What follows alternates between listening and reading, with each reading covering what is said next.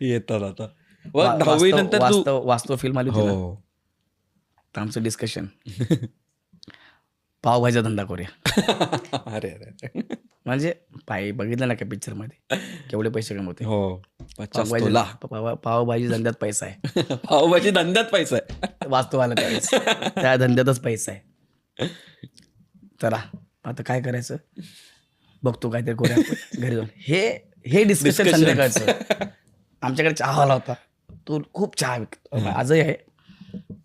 तर आम्ही शाळा सुटली की त्याला मदत करायचो ना, की ते चहा घेऊन जायला. किटली वगैरे. इकडे अरे चहाची टपरी टाकूया. चहाच्या टपरीत पैसा आहे बघ ना, 50 100 200चा जाते त्याचे यार. मस्करी का, तेव्हा काय ते 2 रुपयाला चहा होते, कटिंग चहा वगैरे असं काहीतरी. आपण चहाचा धंदा, हे आमचे स्वप्न यार. पावभाजीची गाडी, चहा विकायला